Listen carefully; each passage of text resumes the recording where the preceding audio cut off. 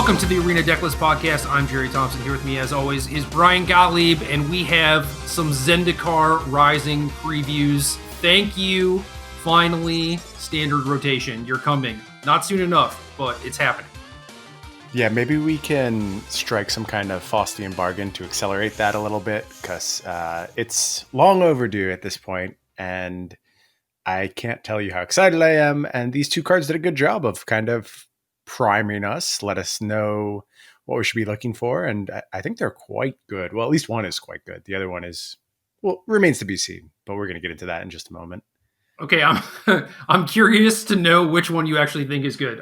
Which one should I do first? Do the one you're most excited about. Okay, I'm more excited about Jace. Is this the one that you're not excited about? No, I think this card is very good. Very good, actually. Great. Jace Mirror Mage, 1 UU, 4 starting loyalty, kicker 2. That's gas, by the way. Just that line of text is gas. When this enters the battlefield, if it was kicked, create a token that's a copy of it, except it's not legendary and its starting loyalty is 1. And then it has +1 scry 2 and 0. Draw a card and reveal it. Remove a number of loyalty counters equal to that card's CMC from this. Awesome card. First of all, just from a design perspective, like you said, the addition of kicker to a planeswalker, really cool path to go down, and does a little bit to solve some of the planeswalker issues, I think, in a way that maybe static abilities were trying to do and mostly were a little bit too good at. I think kicker finds a sweet spot of being able to make designs that are interesting, that aren't just draw cards, win the game, and make the game about something other than the primary axis of interaction. I have a friend who has often proposed to me that every mechanic in Magic is just kicker. Basically. A different variant of it. So it's good to return to base kicker, because that is the purest form of a Magic mechanic. I see this card playing a major role, maybe across a lot of formats, and I think people are undervaluing it on a couple different axes. And the first one is that scrying in larger numbers scales very, very hard. So scry 2 in and of itself is a fine thing to do, but being able to get to a point where you have a stable battlefield and then just immediately popping off a scry 4 means you've really set up your next draw step to be ready for whatever the next step of the game is. And it doesn't really matter what that step is, be it, going to get a removal spell or... So it does a nice job of playing in that position of the classic planeswalker, where you struggle for control of the game and then you slam this thing down and you're in a good spot. But I think the really bright spot here is that it just functions as the 3-mana transition, which has become so critical. And right now that's a role being filled mostly by Uro. And granted, it will continue to be as long as Uro is part of the format. Remains to be seen if that's a long-term thing or a short-term thing. But you have to be able to function in the early game in present Magic. And you also need to demand scaling from your cards. And I think Jace Mirror Mage is checking both those boxes simultaneously in a really new and interesting way. Yeah, it's a little small ball, even if you, for 5 mana, you kick this thing, right? You're going to get a bunch of card filtering or card advantage, and then your opponent can do bigger things. If your opponent plays a Nisser or whatever, you're behind, right? But I think that with rotation, that is going to matter less, So maybe Magic can get back to a point where if you look at this thing kind of a divination that kicks into Jace's ingenuity or something, obviously it's different and maybe better than that. It's that's good, clean Magic, right? getting that sort of advantage from 3 mana or 5 mana.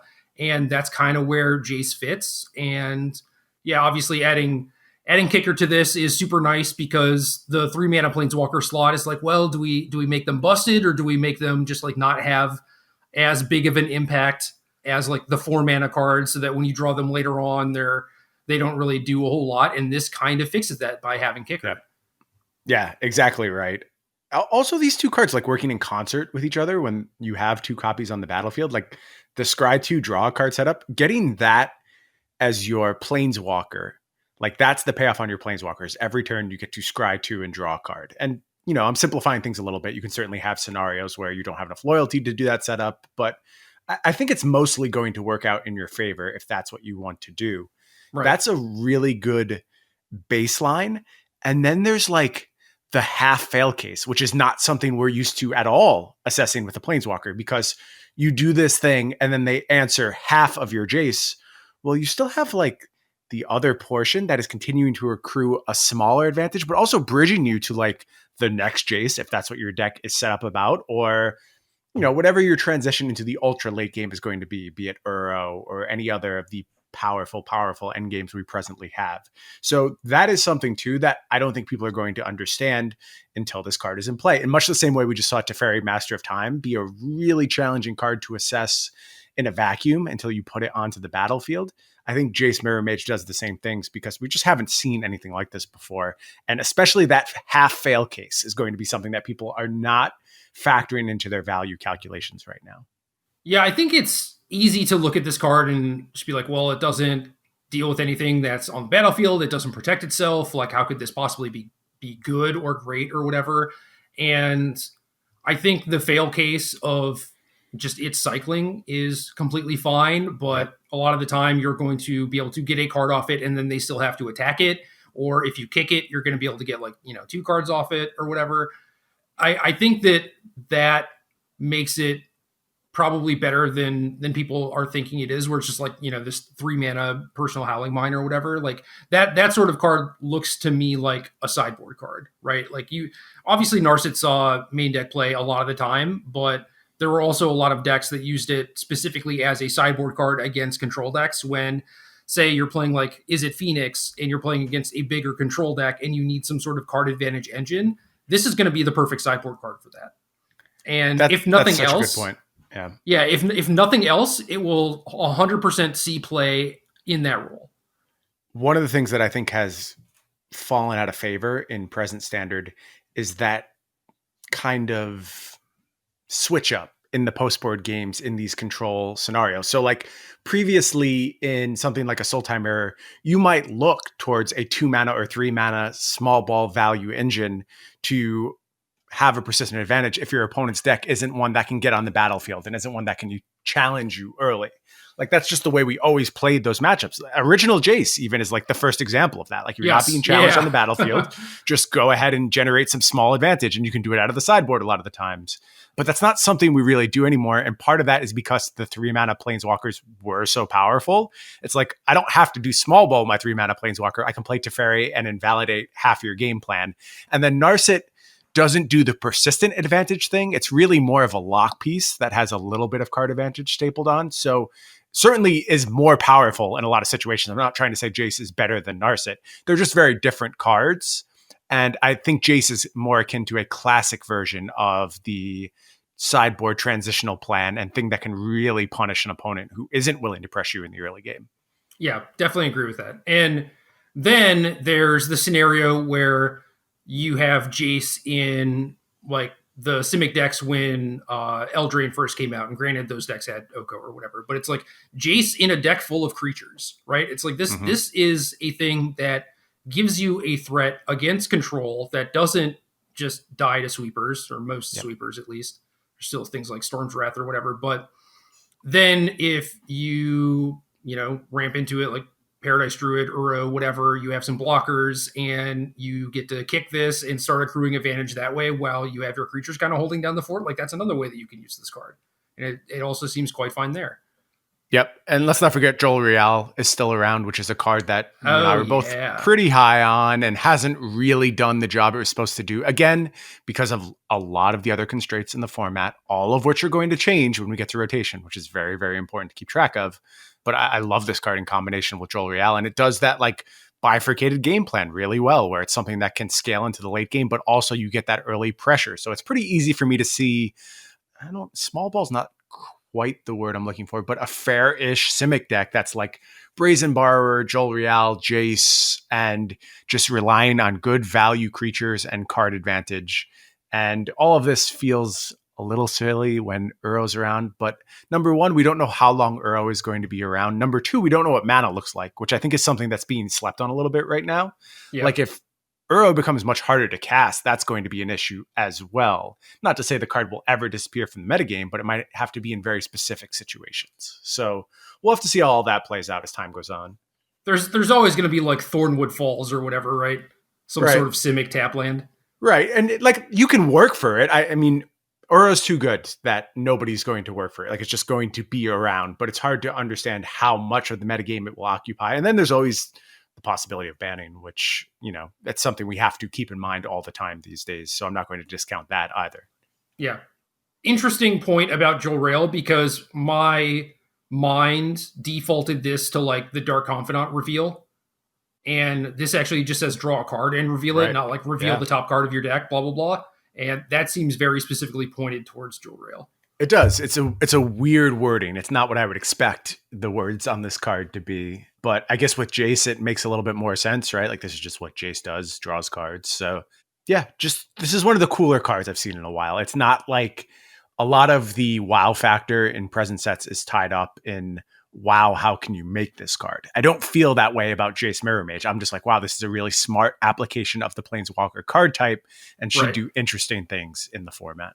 No, this is the sort of card that I kind of wish existed. You know, I use Jace Bellerin a lot. I use Narset as a sideboard pivot a lot. And this is basically like the next step in that line. And this looks like a very good version of that sort of thing. So I'm definitely excited to use it as that. But, you know, then there are also the applications of like, well, maybe this is just a main deck card in certain archetypes and you get to use it like that too. But at the very least, you know, going back to Pioneer, Modern, whatever, like there will definitely be times where I register this instead of Narset. Makes sense. Yeah. Don't sleep on that kicker ability too. I'm telling you, you are undervaluing what it's like to have two of these in play at the same time right now. Yeah, definitely agree. All right, next card, Nahiri, Heir of the Ancients, 2R dub, 4 starting loyalty, +1. Create a 1/1 white core warrior creature token. You may attach an equipment you control to it. -2, look at the top 6 cards of your library. You may reveal a warrior or equipment card from among them and put it into your hand. Put the rest on the bottom of your library. -3, this deals damage to target creature or planeswalker equal to twice the number of equipments you control. So no real ultimate on a 4-mana thing, and I like that. Mm-hmm. Yeah, getting away from ultimates. Again, if you go back about a year and a half ago, you and I were very excited about the changing face of planeswalkers. They were getting more and more narrow and suited to specific applications. And I think there was a point where we like called Vivian Reed the last of the overpowered planeswalkers. That kind of blew up in our face pretty spectacularly. But now it feels like maybe we're going back in that direction a little bit, and these planeswalkers are designed to do very specific things, which makes this card really hard to evaluate right now, right? Like we just don't know. Obviously, there's going to be some equipment in this set. You can count on that. How good is it going to be? How widely played is it going to be? That stuff we just have no concept of right now. Yeah, I will note that, you know, granted, this is Modern, and obviously it's a very fast format, and all the cards in the deck cost like 1 mana or whatever, but there's already like a Colossal Hammer, Sigarda's Aid type of deck that exists, and this is a 4-mana card that also helps you do that. So I don't know, maybe there's some sort of deck like that in Pioneer, Historic, or whatever, so that could pave the way for that, which is kind of cool. Boros is just doing this look at the top 6 cards thing. I think this one is certainly more fair than Winota, but yeah, kind of interesting that it's kind of going down that route. And like someone posted that Collecting Company should have been a white card, and I basically agree with them. I agree with that. That's a really good take, and it does seem to be the way Boros is headed in terms of getting some card advantage into their portion of the color pie. I'm glad you mentioned Winota, because I have to give credit to Ari Lax, who tweeted this out and put together the combination of abilities on this card. Create a 1/1 white core warrior creature token. Well, that's a non-human. Look at the top 6 cards of your library. You may reveal a warrior or equipment card. Well, that's Winota or Embercleave. And then there's the -3. But this is like a card tailor-made to suit up with Winota. And Winota, not a card that I think people love to play against. Certainly not in the Agent of Treachery form. I think like MJ's Mardu deck, much closer to a reasonable application of Winota, and one that I think was net positive for the format. So we don't know what the next wave of Winota looks like. This seems like a card that's supposed to team up with Winota, even if it is clustering the 4-drop slot a little bit. I'm not saying you max out on both those cards, but having some redundancy where your card is super reliant, or your deck is super reliant on Winota to even function, it makes sense that you could use Nahiri to be copies 5 and 6 if you were in the market for that kind of setup. Yeah, that makes sense to me. But so yeah, my initial thought on this in Winota was like, oh, that's like a lot of 4-drops, but it also means that your 4-drop is also just always packed, which is nice. So yeah, maybe it's not 8 copies or 7. Maybe you're right. Maybe it is 5 or 6 or something. But it just means that if you don't have Winota, you have something else powerful to do on that key turn. And maybe, the powerful thing in this case is just try and find Winota for next turn or whatever. And that's probably fine. But it is really hard to evaluate this card because these Boros equipment theme things have mostly just been limited only, and they've also mostly been failures there. So I am kind of expecting just a bunch of bone saws and weaponsmith trainees and whatnot, but we'll see. I mean, if there's a way that they can do it and have it be like, oh, this is like my core tribal deck and it's like maybe tier 1 standard playable or whatever, that would be cool. Yeah, it does seem as a design principle that there is a strong amount of dislike of equipment. And I got that. I used to get that. But after going through the last year, like all these things that we deem too powerful or net negatives just seem pretty laughable in the face of what we did instead.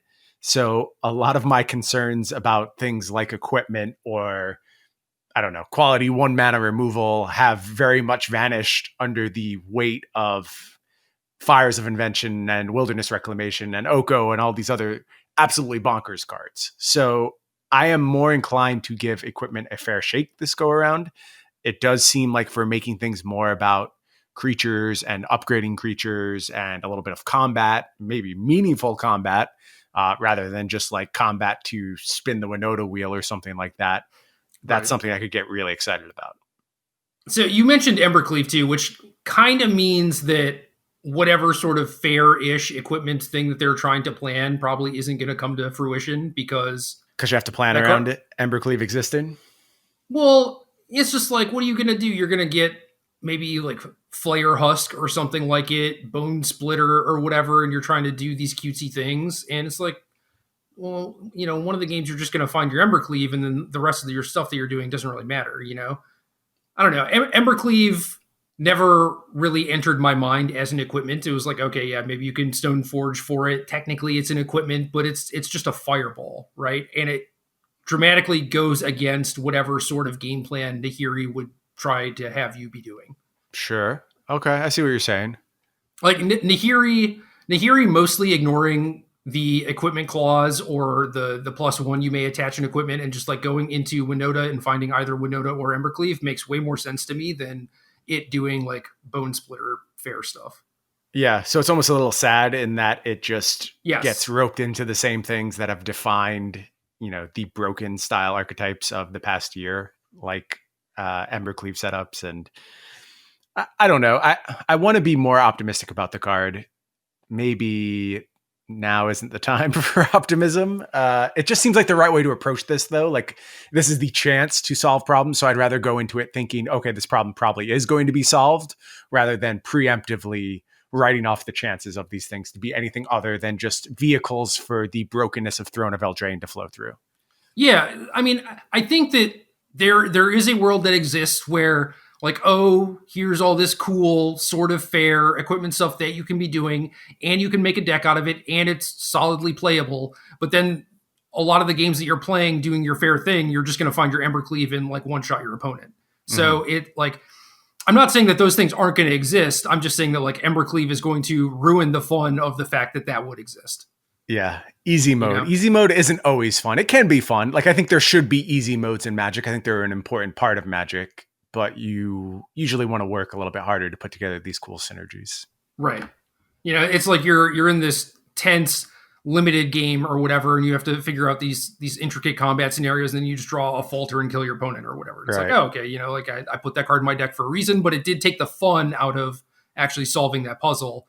And I felt pretty similarly about the Felidar Stahili combo when it was in standard, where you're playing like this nice energy, like card advantage game, and you're grinding out your opponent, and then they just tap out and you peel the last combo piece and you kill them. And it's just like such an anticlimactic ending, Yeah. Yeah, I think that's And always been the knock against Splinter Twin type setups, right? Is this just like, here's my two things, game's over. Let's go to the next one.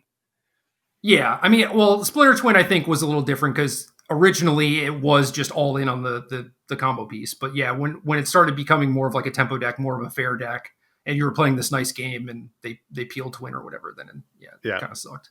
Yep. So I don't know. It would be cool if the fair stuff existed. It's also kind of, I appreciate it. I don't think it's like good design necessarily, where it's like you read the text on this card and it's like, oh yeah, this is like all fair stuff, and if the things exist to do the fair stuff, that's cool. But realistically, like Ari pointed out, Warrior is Winota, Equipment is Embercleave, and it's like probably nothing fair is going to happen with this card.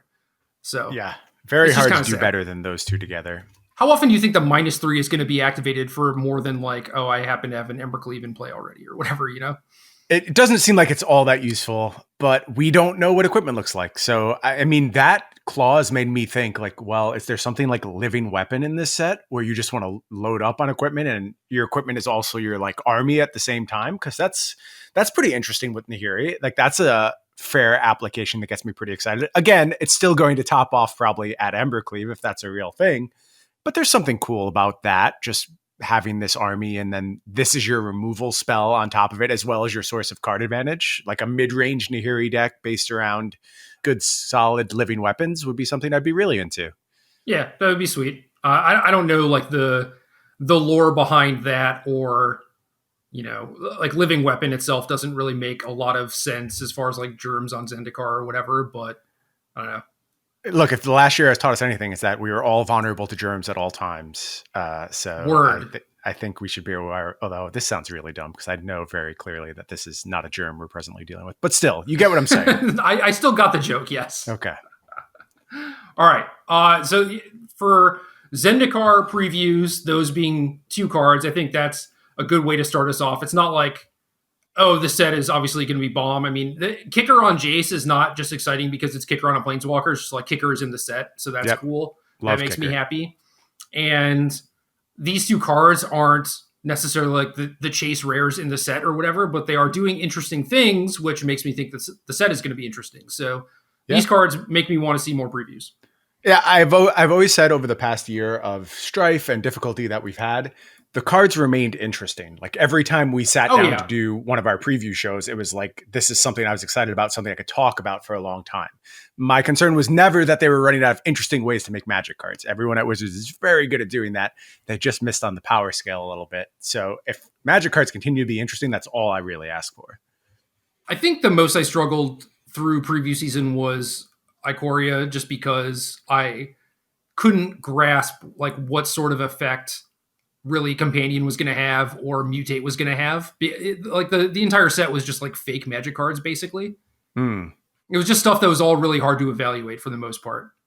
Yeah, really true. I would say the same thing about Core Set 21, and in terms of lack of interest, for a different reason though. At that point, the pillars were so set up that it was really hard to track forward how any of these cards could matter without there being a ton of bans, and then we got a ton of bans. So yeah, but like reading new card decks is cool, and trying to figure out what the intended use for them is, and I think they're doing a pretty good job of making cards for older formats, or at least like cards that are cross-format playable. And I think that Jace is one of those where it's like, before, like 3 years ago, we would look at a standard set and be like, okay, maybe one of these cards like gets into modern or whatever. And now it's just like, if standard sucks, I mean, we can always think about Pioneer or whatever. And there are usually plenty of cards to go in all of these other different formats too. So there's always something for me to do during preview season, even if at the end of the day, it's like, Uro's busted or Fires is busted, whatever.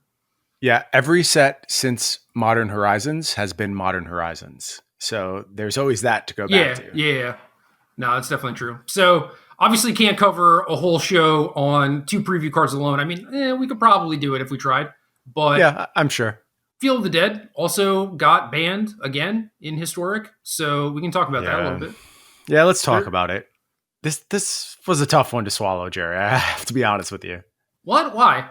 Well, okay, so you know it's right. Like, you know Field isn't supposed to Yeah. be here. But we came here last week and we were like pretty excited and both having a pretty good time with the format, knowing it was the best thing to do. Like, still, at this point, you're like, well, they returned Field of the Dead to the format previously. They knew Hour of Promise was coming. They knew Explore was coming in Jumpstart. Like, you don't have to be brilliant to put these cards together with Field of the Dead. It's very obviously something that you're in on. So to me, at that point, it's a signal that we believe this mode of gameplay benefits Historic by being part of the equation.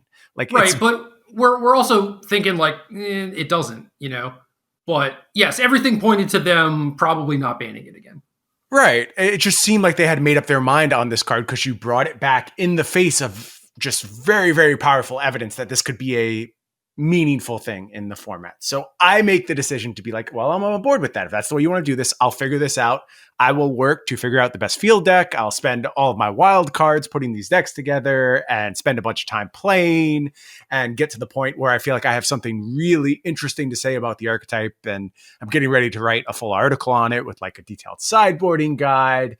And then just on a random Thursday, which is generally not how these announcements work, like the morning after we put out this podcast that I'm pretty pleased with and thought we did a nice job with, it's just completely invalidated. And Yeah. having been through that so many times now, I was deflated. And it's rare that I get deflated by my involvement with Magic. Even in really bad times, I can find paths forward. And this just hit me. It hit me different. I was like, enough. I'm tired. I don't want to keep working on stuff and have it invalidated the next day. It's just a constant thing. And here we are doing another show about the impact of a ban. How many shows have we done about the impact of a ban over the course of this year? Like, how many times can you do the same thing? It's been like 3 shows or something. There's no way it's only been 3 shows. It feels like it's every show. It really does. I haven't been counting, but somewhere in that ballpark, 3, 15, who knows? Yeah, 15, 16, just a preposterous number. So this one hit me hard, even accepting that it's the right thing to do. And like the format is almost certainly better for it. And I can get back into it under those terms and understand that eventually we all benefit. But it took me a minute. I didn't play any Historic after they made that announcement. And I didn't play any Magic, in fact, for the entire weekend. I was just like, nope, I'm out doing other things. That's enough. No, that's fair. I looked at it a little bit differently, where it was pretty clear that unbanning it, I thought unbanning it in the first place was a mistake.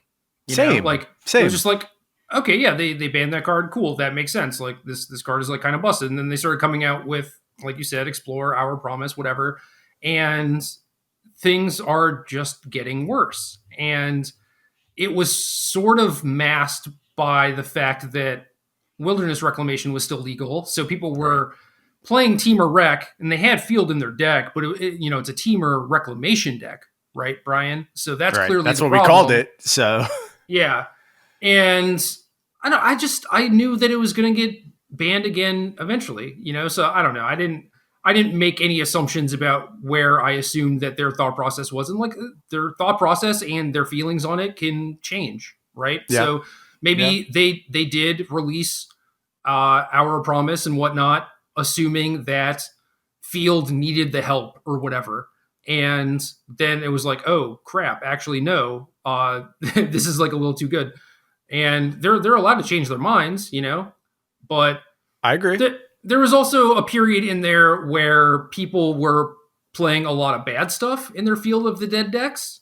And if they are looking strictly at win rates and not necessarily like playing themselves and like tuning the best lists or whatever, it's like, yeah, okay, well, if everyone's winning 45% of the time with Field of the Dead, like the anti-Field of the Dead, then who cares? Let people have their fun. But then, we got Hour Promise and Thoughtseize and Pact of Negation and all this stuff. And it was just spreading massively because someone finally figured out what a best list is, and that became the consensus best list. And then there were like, 70% win rates with the deck or whatever. And at that point, it's like, they have to pull the trigger, man. They don't have any other choice. I do know that, and I can accept that, and I can still be frustrated about it because I think the clarity behind the decision making just isn't there right now, and there's not enough foresight. Like, that's what I'd really like to see here, is a little bit of foresight. Yeah. Because there's a real cost to not only like having given up a ton of wild cards around support cards, which, I mean, Hour of Promise maybe sees play a game. Nope. Again, maybe it doesn't. Nope. I tend to think no. Yeah, it just doesn't really compete with the other things going on. So that's a card that's wasted. And then there's a bunch of weird sideboard stuff that I know I invested a lot of wild cards in. So, I write off those losses. I just take it as part of like being a Magic content creator, but I do think about the people who that's really meaningful for. And that's a lot of investment of, if you're free to play and you are dying to participate in Historic and this is what you put all of your wild cards into, I feel bad for you. Yeah. And I wish there was more consideration about those type of things and those scenarios. And I know I was talking with people a bit about it on Twitter. Matthias Hunt had a really nice idea of like 2x wild cards on banning. Like, yes, at least like that seems fine. I know everything impacts the bottom line, right? And that's what all these decisions are going to be based around. But you messed up. And you owe your players the respect of giving them a little something. And I promise you, giving me 2x wildcards for Field of the Dead doesn't even come close to what you got from me in wildcards, investing in trying to make this the best deck. So yeah, I like that idea. I mean, that does make sense because there's always things that are caught in the crossfire, right? It's like maybe you weren't even playing Field of the Dead, but you got wildcards for the deck that was good against it. Sure. Yeah. What was the card I said I was going to tell people now? Oh, Alpine Moon. All the people who made Alpine Moons now are sitting there with, well, they were already worthless Alpine Moons, but now they're super worthless Alpine Moons. And now they know they're worthless. Yes. Now it's very clear. Yeah. 2x wildcards make sense. Hearthstone did the same thing where it was like, oh, we'll give you like a full dust rebate for your card or whatever. And it's like that, I crafted a whole deck. Yes. Right? Like what? But at what least the there hell? You can dust the other stuff too. Like you get something from that other stuff you crafted. Here you true. just get nothing. You just get a complete blank. Yeah. Now you have Hour of Promises, which maybe you can't open in boosters anymore. Like, I don't know, whatever. Who cares? So yeah, 2x wildcards makes a lot of sense. Definitely goes a decent amount of the way to eliminating some of the feel bad because we've dealt with this system for a while now. And it clearly like is not working, especially with how frequent the bans are happening. And it's just like, this is a new format. It's still getting its legs. And whenever people figure out what a good deck is, where it's like Luca or Winota or whatever, it just gets banned. Yep. And then people just have all these dead cards, right? So like, even if you don't want to recognize like, hey, we made a mistake and we know that y'all are paying for it, they could just be like, well, this is the cost of doing business right now. Kind of like what happened with Pioneer. There was no rebate there, but it was made very clear that, hey, lots of stuff are going to get banned. So yeah. Or you could do the Wizards thing, which is just like give them the bare minimum, like the actual bare minimum, and then hope that tricks them all into spending more money. So yeah, that's a good short-term strategy, but not a good long-term strategy. And really good short-term strategy, especially one that pays off in like, quarterly dividends, which I think they might be interested in. So yeah, I mean, that's a lot of my criticism with Magic over the past year has been not about the decisions they're making to make money, because I understand that businesses need to make money and I, live with that. It's just inescapable. It's been the pace at which they insist upon making money. Like you can be profitable and spread out all that profit over 20 years. You don't need to immediately kill your golden goose. You can go ahead and collect the eggs for a while. You can't really take a long-term strategy when you have quarterly earnings reports and you're beholden to shareholders. Like I know. I honestly think that it's just better for business. And if I were a shareholder, I would want to see that sort of strategy. It's like, I want long-term gains. I want people to stick around and play Magic because it's a great game and everything surrounding it is well run. That's just not how business works anymore. And especially in the context of like Magic being a very small part of the Hasbro portfolio, there's no way they're going to get the luxury to work that way. It just isn't realistic. Well, which is kind of bananas, right? Because it's like the best thing they have. Yeah. But Yeah, you'd love to see it lovingly maintained and player base rewarded, but I don't know. It's a frustrating thing to deal with over and over. Oh, and along those lines, we don't usually circle back on stuff, but I did get comments. People felt like we were unfair in our assessment of the like duplicate protection that you get from things like temples. And I wanted to just circle back on that disconnect because I know you can't open a temple in M21 before the other stuff you've opened. But I think the reason you hear people like us complain is that we buy every single card. Like we just have everything and we hit the end of those sets. And then we get to the point where we do get the duplicates of all of these cards and have no use for them whatsoever. also, that was a change, right? That was a change where they added that protection, but it's been in place for a while now. It's just I hit the end every time anyway. Right. And sure, I think that's a fair point for people to make, but it's still not a great fix. And also, initially that wasn't what they were doing until people complained about it. So very true. Yeah, that's just another one of those things where it's like this is being like kind of poorly run, or like they're not super connected to the player base. Like if you had a player making those decisions, they would be like, oh, well, what about this scenario, right? Because as soon as that happened, everyone was like, what about this scenario? And then they're like, oh, we either didn't think about it or hoped that y'all wouldn't complain about it. Yeah, hoping that Magic players aren't going to complain, not a long-term successful strategy. Like you're not going to hit on that one all that often. In like 2000, you could probably get away with that, but maybe. In 2020, not only is your game super big and you have a lot of the smartest people playing your game and thinking about these sort of things, but now we live in an age of social media where if someone makes a good point, other people are just going to run with it. Yeah, and point gets amplified. Yeah.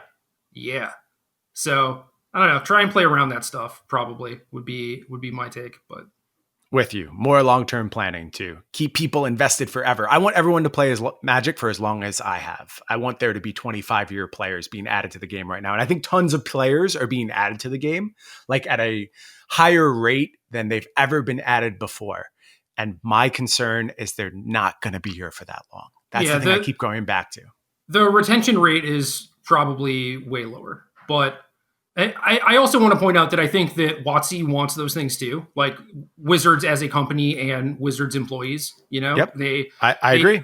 The vast majority of people that work there, even if they don't play like, you know, hardcore like ladder grinding or whatever, still love and care about Magic and they want what's best for it, and they don't get the final say in a lot of things. So like, you know, a lot of the stuff is coming down from Hasbro or being like sacrifices or compromises that people on the WotC side have to make. But when we're talking about things like the Field of the Dead, like unban and then print cards for it, and then like, oops, we have to ban it again. It's like that is a thing that they had control over. Yes, that's small enough that you can put blame pretty squarely in the realm of the Magic people, I think.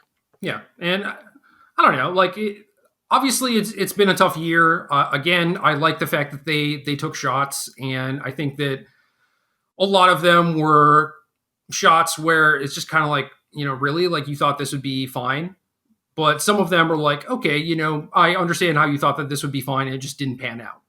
And I don't know, things are also like weird now. Like I always said, like when I was working there, like from my experience working there, it mattered so much that the people who were all working on a set or a team or whatever kind of had to be in the same room or the same workspace, because information gets disseminated so much better when you're in the same room with people than everyone working from home. So like, I don't know how that's changing things and affecting like, you know, whether cards get banned or unbanned or whatever. Like, I don't know, but regardless, I think that R&D folks, like, you know, they obviously realize their mistakes. They're trying to get things back on track, and I'm not gonna, you know, say that they're there or whatever, but like, I expect them to get back on track at some point. But as far as everything else is like, you know, the decisions that the company's making and stuff, like you got kind of bent out of shape about the field ban. And I mentioned this to Nick today. It's just like, I have just stopped caring. Like I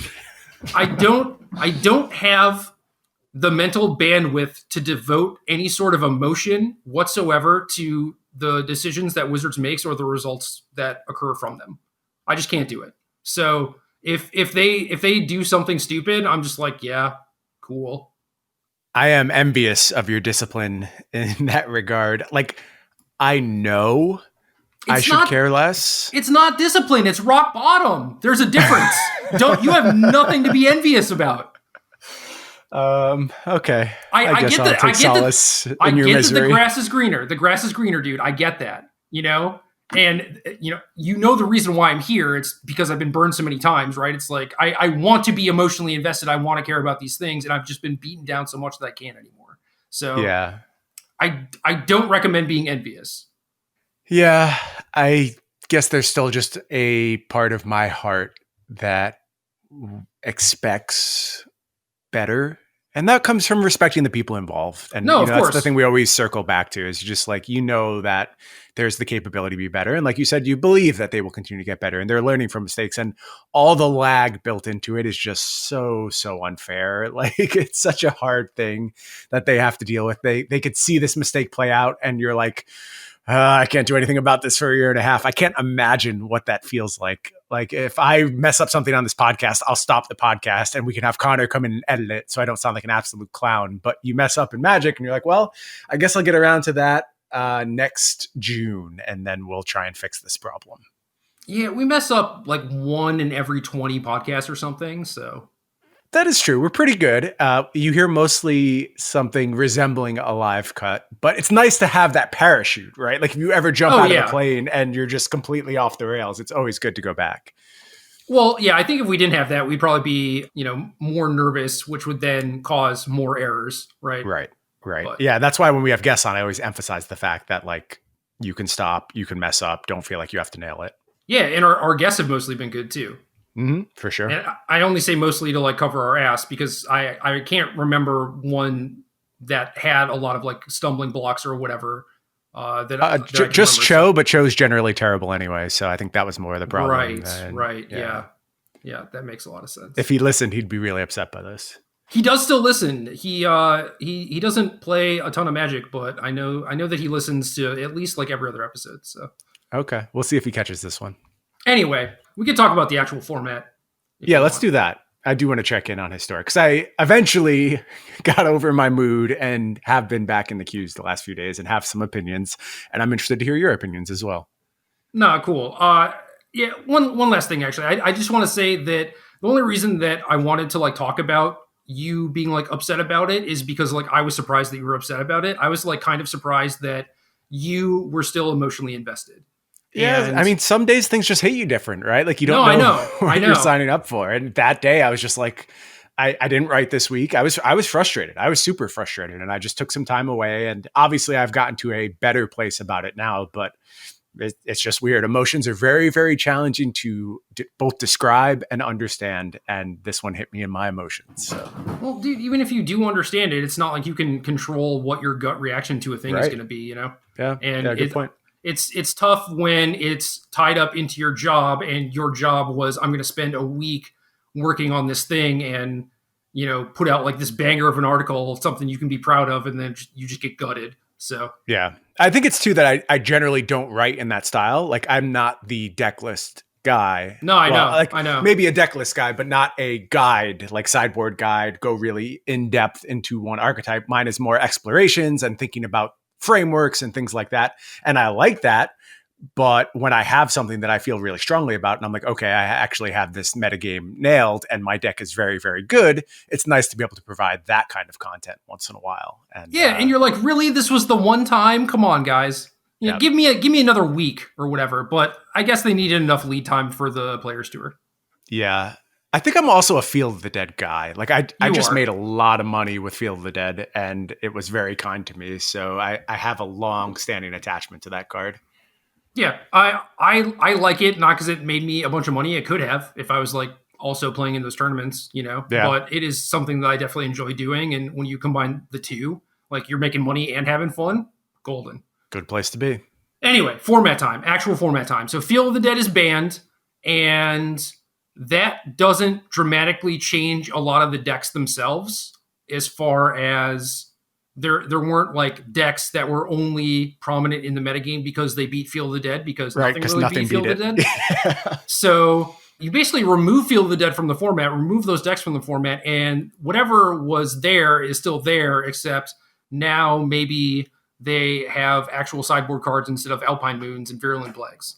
So the format isn't going to get too dramatically shaken up, except now you have to think about how your deck actually interacts with the other decks that exist.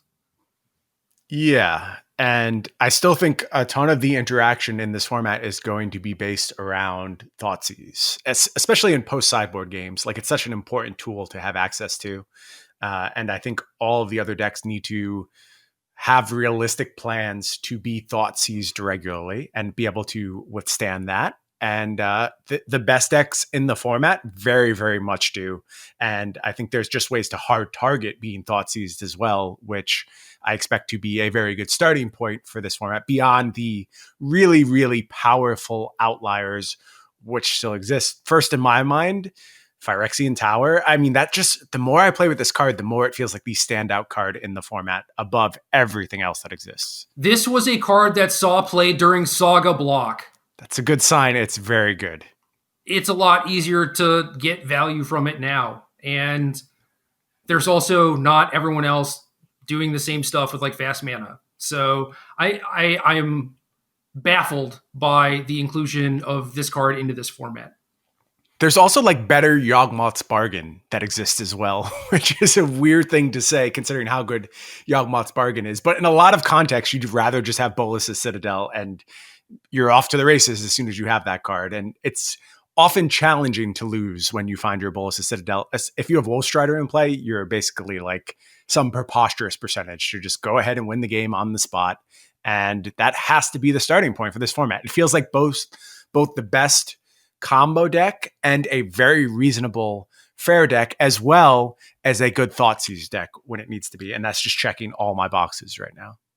Right. And it's really hard for the deck to actually just like run out of gas because of Collected Company and like all the Explore creatures and stuff like that. So yeah, it's a good villain. I was thinking about it today, and I thought that Mono Red would be the place where a lot of people would start. And sure enough, like I've played against far more Mono Red on ladder than I have the like Golgari or Jund sacrifice decks. But I don't know. I think you're right where the Bolas's Citadel company decks are probably the best decks right now. But in order to fit my narrative, I want to say this, where we have banned cards to the point where Mono Red is like the default best deck, and that makes it a good format. That is basically what I wanted to say. Now, you're correct in that Mono Red is not really in that place. It's the Yawgmoth's Bargain deck. So maybe my hypothesis is a little flawed, but Mono Red is still very good. I think Mono Red deserves credit for the way it shapes the format. Like, you can be a very heavy influence on the format and maybe still not occupy the best deck slot. So I think Mono Red continuing to shape things is a good sign of that. For instance, I think it's shaping the way I would build my Bolas's Citadel decks, because a lot of the early versions of Bolas's Citadel there was like Abzan versions very focused on Cruel Celebrant and Blood Artist, but I'm not inclined to go that way. It took some convincing. I didn't start here, and a lot of it was you being like, I just like the Explore setups. The more I play with them, the more that also makes sense to me. And a lot of it is the benefit you get against Mono Red, but also it just feels more consistent, more... Your B plan actually matters. Like, I can't beat you down with Cruel Celebrant, but Jade Light Ranger and Wild Growth Walker, they'll mix it up. They'll get in there and they'll kill you quick. And I've been very impressed with those configurations over any of the more combo-ish stuff I've seen out of like the completely focused Blood Artist, Cruel Celebrant setups. Not to say I don't play Blood Artist, I still do, but it just doesn't have to be your focal point anymore. Also, you have to keep in mind that your collected companies are only going to hit one creature at most. Yeah, that's tough. You really have to change your game plan when you know you're just not getting paid. Immediately after we recorded last week, I hopped in the queues with the Bolas's Citadel deck, and I was playing mostly field up until that point. I think this was the first game I was on the Citadel side, and I sent you a picture of my first collected company. Do you remember what I put into play? So I remember one where I called BS because you actually hit 2 mana creatures. And I did. I hit 2 Gilded Goose, so that was way above average for my typical collected company. And you're getting attacked by a Soulscar Mage, is that correct? I think that's right. Yes. So you hit gain 6 life against mono red, dude. You're so lucky. There, Really it's like gain 12 life. yeah, but like if I hit good cards, I just win the game on the spot, and I lost that I game. know. Like that was the only thing in my hand, so I just easily lost. It's gain 6 life, but it's going to cost you like another 18 mana or whatever. You know? Right. Correct. Yes, obviously that's a bad whiff. Yeah, I don't know. You need to account for that. Obviously, you can't hit like Gilded Goose, Cruel Celebrant, and expect to win the game, right? And Yeah. Jade Light Ranger isn't the most powerful Magic card, but if you have like a Wild Growth Walker on the battlefield or whatever, you know, like that, you're still getting some extra explores off of that and everything. You're maybe picking up land number 6 to cast Bolas' Citadel. You're finding Bolas' Citadel. Right. It matters a lot more than just having this thing that will only pay you off once you have 5 other cards in play. Yeah, that was my biggest objection to the initial list, was that Collected Company had one good hit. It was Woe Strider. And if you hit anything else, it was like, well, that was underwhelming every single time. That's what you needed to hit every time. And that's fine. Like, it's kind of like Nahiri getting Winota, right? You just play more copies of your Woe Strider because you're super reliant on that card. But it was disappointing in that it didn't have as strong of a B plan as I wanted the deck to have. Yeah. And this one does. You know, you're like a normal Golgari beatdown plan that also just has this top end that Oko's your opponent. So It is a very good deck, certainly. And now it is at the point where it has powerful enough cards, and your creatures give you a little bit of like card advantage and filtering. And it is nice that the Explore stuff is there so that if your mana creatures like die to a sweeper or whatever, you can still just cast your Bolas' Citadel and things like that. I mean, it's just a much stronger deck overall. I have to back you up because I know what you mean, but you have to tell people what you mean when you say Oko's your opponent, because that does not make sense to the vast majority of people listening. One hit KO. Correct. One hit Pokemon's KO. Oko seeping into your vocabulary. No, it's like, you know, fighting games too, I think. But yeah, Oko, like OKO in Magic terms, means something completely different. Yes. And mine is one hit KO, OHKO. Yeah, it is certainly a very important strategic aspect of the deck. And I think, too, these decks need to come up with nice sideboard setups for the games, because most decks are starting with multiple copies of Grafdigger's Cage right now, which makes sense. I do think that's the best card. And I've never liked just jamming a bunch of like Reclamation Sage into your Collected Company deck. I want to find some kind of more... I don't know. It seems like once you have the Explore package as your baseline, it seems like you should be able to successfully play a mid-game strategy, especially if you're going to bring Thoughtseizing against a bunch of decks anyway. And I've seen stuff with like Thragtusk, Liliana, Death's Mastery, and people are trying to do this main deck, which seems laughable in a format like Historic. But if you're talking about post-sideboard setups and ways to just get bigger and like grind your opponent out of resources when they're devoting so much into stopping what they believe is your main game plan with Collected Company and Bolas' Citadel, I think it's pretty easy to find 8 sideboard cards that you can bring in and really just totally change the focus of your deck in post-sideboard games.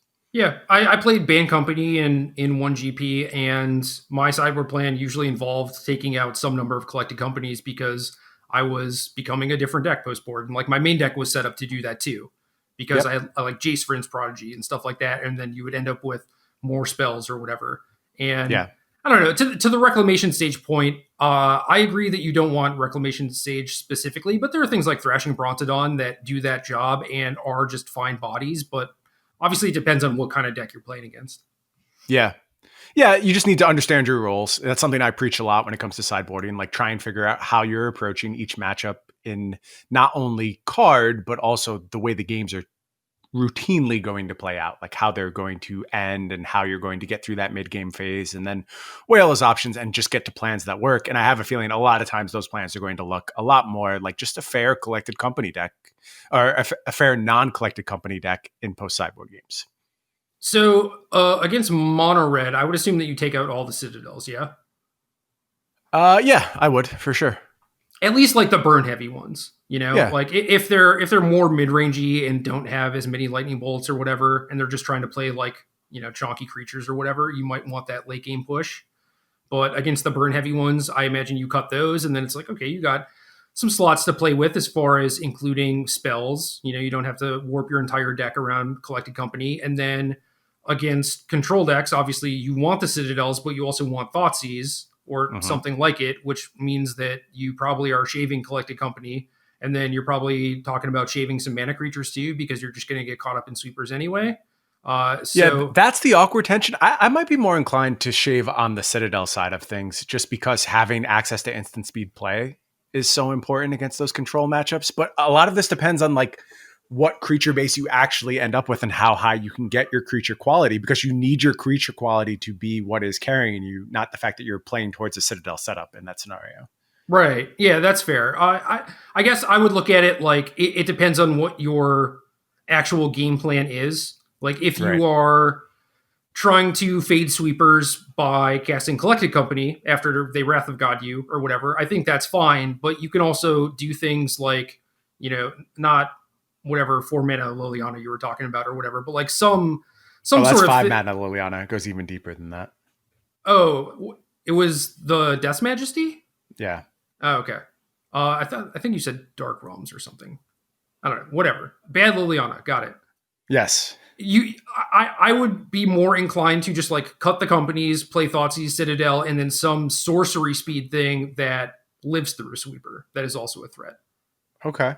I think I like that just because you get Thoughtseize, and I don't know, So just like Vraska or something along those lines. I'm seeing a lot of Vraskas in this format, and it's a card that doesn't quite make sense to me yet. it kills Cage, I guess, but yeah, that is not the one that I would turn to. I don't know. There's got to be something that's like 3 or 4 mana that's actually good against a control deck, but I haven't done a bunch of exploring on this archetype specifically. Yeah, that's an interesting question. I think there's a bunch of ways you can attack the matchup, but your point is clear. Have a plan. Figure out what you're doing in these post-board games. Don't just arbitrarily choose cards and be like, I like this card, or I should have less of this card. Figure out how you're winning these games. Yeah, so my article this week is about, now that Field is not legal and historic, you can probably do more brewing and be successful. And I'm looking at like 10 different decks that I've played over like the last week or whatever. And I don't know, it's been fun. Like the decks have seemed solid, and then there's not this like go over the top of you thing that is looming over you like Field of the Dead did, because like Nexus got whacked, and then Reclamation got whacked, and then Field got whacked, and the next big thing is what, Ugin? Like who cares? Right. So you actually get some freedom in your deck building, and I figured that other people would just be writing about like the sacrifice decks and stuff. So I haven't looked too much into them. But yeah, I click on this side where I see like 3 Elder Gargaroths in someone's sideboard, right? So it's like that's a pretty clean swap against mono red for Citadel. Yeah, So, that's a nice one. Like I said last week, that's been the best card for me against mono red. So okay, that change. Yeah, that makes sense.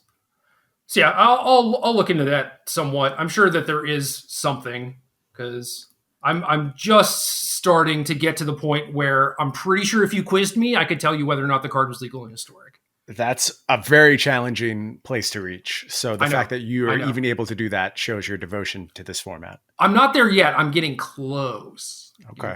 Still, all right. Impressive. Round of applause. This person has Clothis, which is okay. I would like it to be able to become a creature immediately, and I don't think you can really do that. Seems challenging.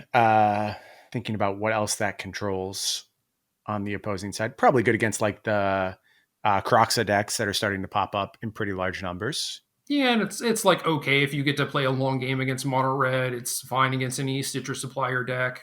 Yeah, maybe against Uro or whatever. But yeah, not a great solution. There's got to be something else. We'll figure it out. Okay, I look forward to figuring that out. What are the decks that you're most excited about out of these 10 or so you've been working on? Oh god, let me pull up the list. So the first one, I will say that I spewed my wild cards on, mostly because of the tweet. Bought so many wild cards this week, it's brutal. Yeah, I'm about to drop some ducats on Arena again. So Majors tweeted this deck that was Transmogrify Platinum Angel. Yep. Did you see this? You remember this? I did. Yep.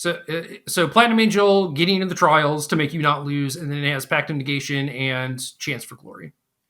So I played some with this deck. It's fairly heinous, but it's really cool. Okay. Also played around with some Soul Warden decks. I think I got to a good place that doesn't involve Soul Warden. And then I have 3 different control decks, 2 different Arclight Phoenix decks. Maybe it's fewer than 10. But then while trying to build all these weird decks and like looking at what other people were doing, I made a list of cards that I wished were in historic because they filled holes in these decks, decks that I wanted to build. So like things that I wanted to build around but haven't gotten there yet are Unburial Rites, definitely Gate to the Afterlife, Demonic Pact, and then Underworld Breach has kind of been done. Collected Company has also kind of been done. Oketra's Monument is the one where it's like, I remember the standard deck. I remember playing this in Modern a little bit, and just all of the cards that are good with this card are not legal. So my list of cards that I want legal are like Thraben Inspector, Squadron Hawk, Knight of the White Orchid, Spell Queller. It's just all white cards. Right. Well, I could use the help. That's not really a bad idea. Yeah. So Unburial Rites is the one where it's like, this should be good. The list that I've seen have just been like kind of nonsense. The targets just aren't great, Yeah. I'm trying to think of the best thing you can possibly get, and nothing is springing to mind immediately. Well, we always used to go Iona back in the day. Certainly don't have Iona anymore. Yeah, no Iona, no Elish Norn. There's Crater Hoof, but no Lingering Souls or anything. So you already have to be doing your own thing. And one of the ones I saw was this 7-mana blue creature that like Snapcaster's a spell for free. So they had that to Snapcaster the 9-mana bring all creatures from graveyards into play, and then that brought in a Crater Hoof, which allowed them. So it's nonsense, right? But we have so many very deep. We have so many good enablers, right? There's Stitcher Supplier, Phyrexian Tower, which is busted, and then red has Lightning Axe, which was a card I found out was legal 2 days ago. And Jumpstart card? I don't know. It has a weird set symbol, so probably. Okay. Yeah, Lightning Axe, and then there's like all the stuff that you used to play in Phoenix, right? Like Thrill of Possibilities, Merchant of the Veil, Rick Smotty, Reveler, Champion of Wits just came back. So like there's a lot of cool stuff, and then there's just no payoff.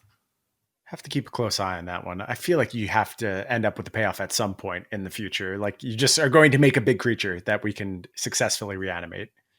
Yeah, no Angel of Serenity or the angel that brought back all the humans. There's none of those. Glorious Rise, yeah. Yeah. There's like Thragtusk or whatever, but I'm not going through all this work to play a Thragtusk. Yeah, and it doesn't beat anyone for my taste. Yep. Yeah. And then I've seen some kind of busted looking gate decks, obviously with Phyrexian Tower, because that card should be in everything that is trying to Stitcher Supplier probably. Mm-hmm. And Demonic Pact is super fair, but is cool.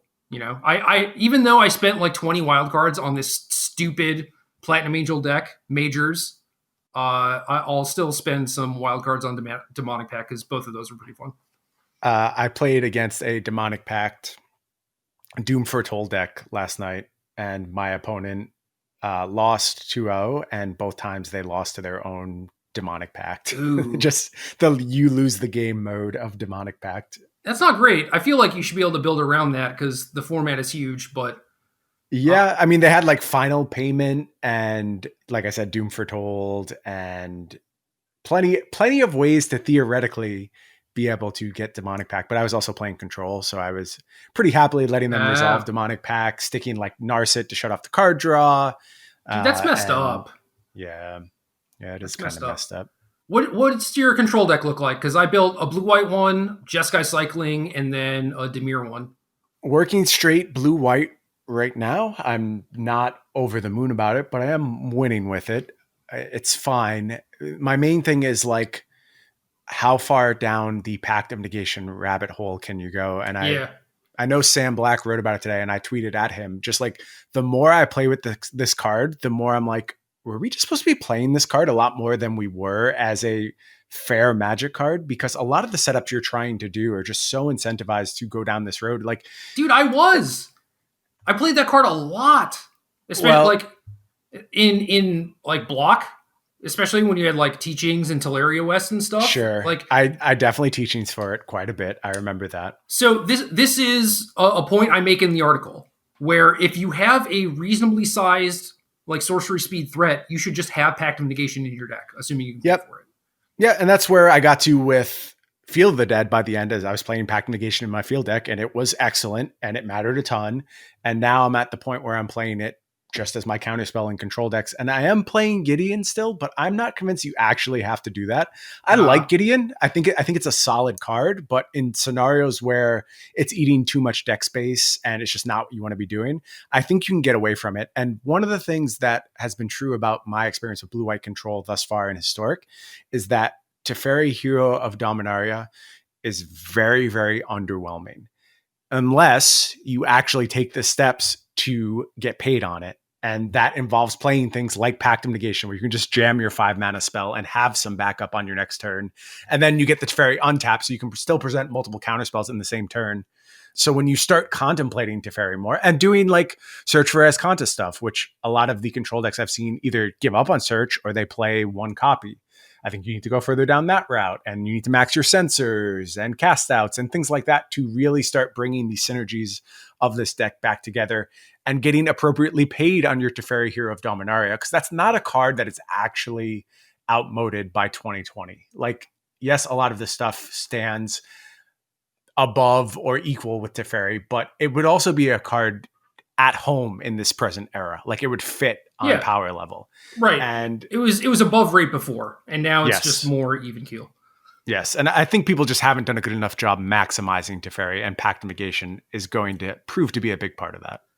Yeah, the interesting thing building these control decks is I just hate all the counterspells that aren't Censor and Pact of Negation, and that's all my blue-white control deck has right now. I have like an Absorb and maybe a Dovin's Veto, and then it's 4 Censor for Pact of Negation in my blue-white control deck. Yeah, I think those are just by far the best 2 counterspells. I'm fine with a veto. I think that makes sense, and that's on my list of maybes. I don't know that I could play 4 Pact just because it's only good in certain scenarios. And if you're trying to make Gideon happen, I think you probably could. But if you ever gotten your Gideon Bone Crusher Gianted, like a card, I think it doesn't do anything anymore. In the face of Bone Crusher Giant, I agree with you. That's not a great lineup, but I have not faced Bone Crusher Giant yet as Gideon. So. Okay. Just, I guess, lucky to dodge that scenario because Bone Crusher Giant is pretty widely played. Yeah.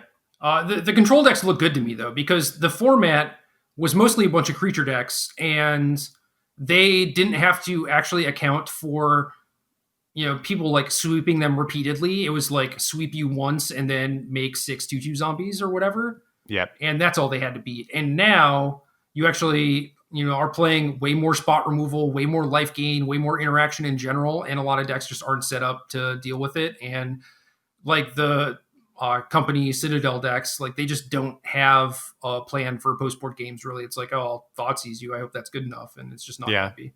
No, it's not, because Thoughtseize creates small windows, right? Not large windows. Yep. And you have to punish on the turn after you Thoughtseize, otherwise these decks will just rebuild. And when you can go down like Grafdigger's Cage setups, like just play your cage, protect your cage, and then the deck is too fair for them to ever sufficiently challenge you, I think. All right, so is your control deck do nothing Teferi, or are you playing like Approach in actual win conditions? I am playing Approach right now. That was kind of a holdover from the field era that I'm not sure is necessary anymore. I've waffled back and forth on it. I've appreciated just like close the window. And it kind of goes along with the Pact of Negation principle, where it's like, okay, what are you really going to do to me on this turn? I'll just slam my Approach and I'm protected with Pact. So for now, 3 copies of Approach in my deck. It's weird because you actually have, for me anyway, almost too many ways to win the game. Like I can Teferi lock you, or I can Gideon beatdown you, which is viable. There's Castle Ardenvale, which any one of these in and of itself would be enough for me in old builds of Control. Yeah. So it feels a little bit weird to be stacking these on top of each other, but they're really all just doing multiple functions. And I guess that's nice. That's like some strategic diversity that you don't usually expect from these control decks. They usually only go one direction. Well, the problem that I saw when I was building these, like I said, I didn't really like any of the counter spells all that much.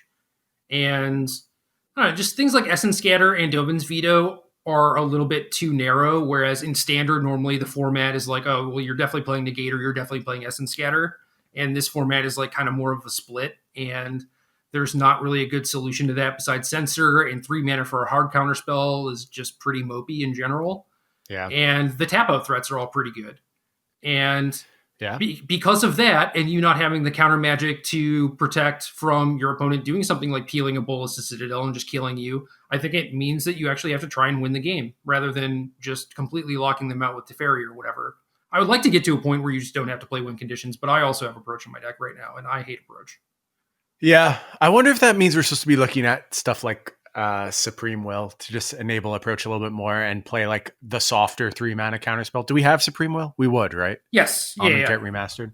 Yep. Yeah, I might want to try that over some of the absorbs I'm playing right now, or like the Dovin's Veto. That might be what I'm looking for. But honestly, like getting the second Approach has not been my problem. Like once you cast the first one, you're usually in good enough position where you're going to find that second one pretty easily.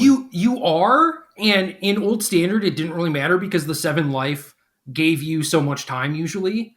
But in this format, a lot of the other decks, like, Goblins could like Mux's combo kill you, and the company decks can Bolus's Citadel combo kill you. It's like that window is very small. So even if you're not running into those scenarios, like I would still be cognizant of the fact that like there might be a game where you just immediately have to dig for the second Approach. Yeah. Again, though, this all speaks to just how good Pact is in this format. Like when you have those Okos, as we like to say, and they can one-hit KO you, it makes a ton of sense that you need to have some way to play games in that scenario as well. And Pact has completely impressed. And if you're not playing it in your control deck probably misbuilt at this point. Yeah, because the other option for Dimir is tap out Scarab God. And Pact and Negation is also kind of busted there. Yeah, I like that. And since I'm like, more sorcery speed oriented, not trying to play draw, go, hold open, counter magic, I have Mind Stone in a lot of my decks too.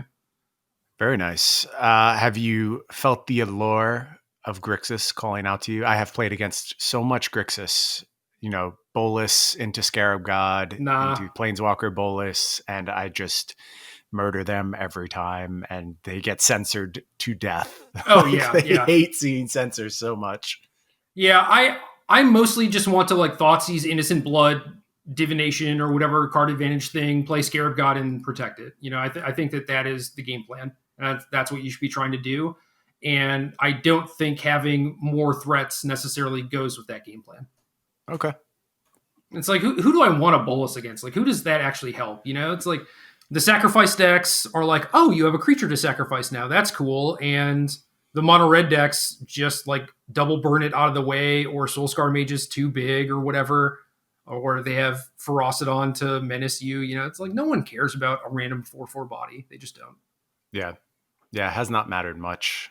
One more control deck I want to check in on real quick, just because it seems to me to be the potential home for a lot of the busted cards that defined the format previously, and that's Bant Control. Like there has to be an Uro deck, right? It just has to exist. And you would assume those pieces go towards Bant. My thing today was going to be build Bant Control.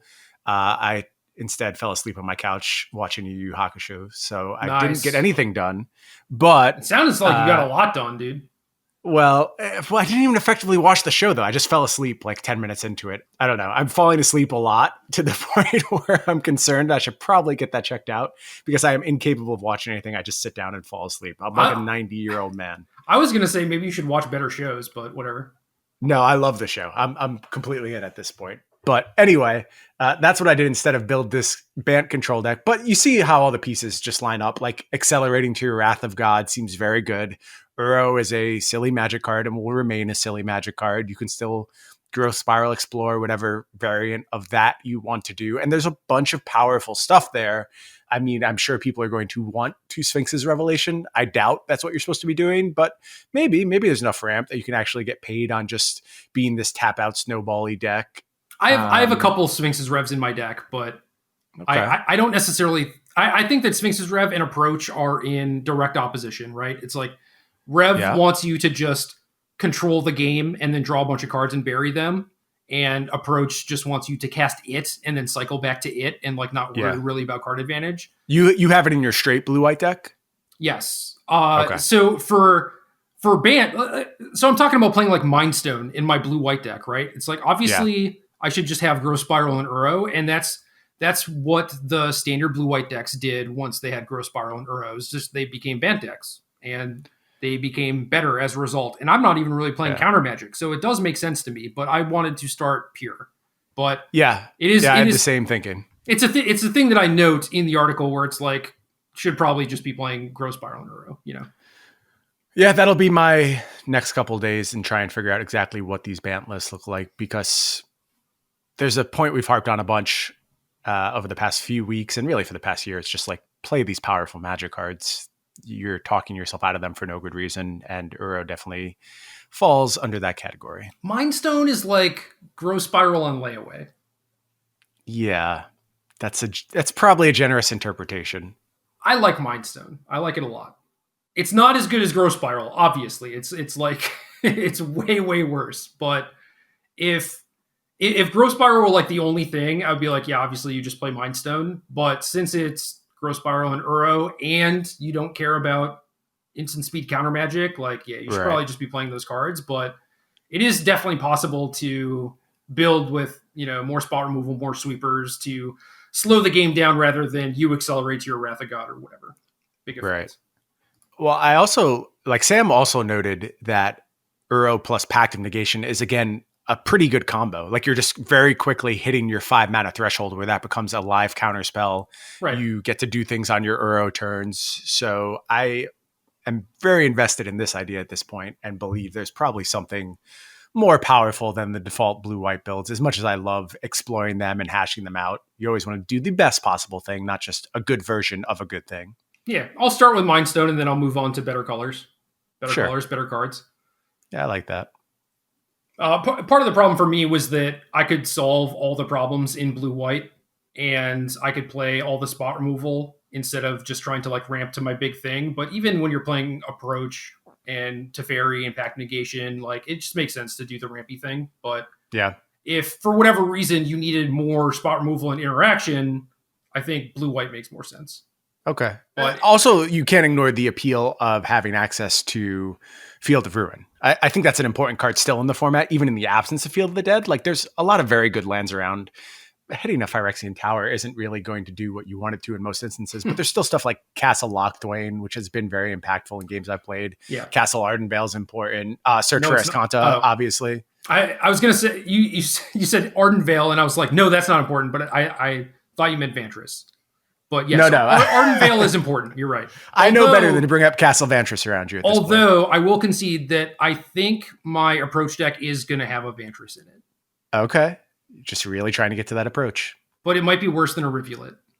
That's interesting. Interesting little equation there. I don't know. We'll see. I'm not 100% done like tuning these deck lists or whatever, but yeah, they've been fun to tune, though. I have enjoyed the deck building process as it relates to Historic. Even the field decks, I had a lot of fun tuning them.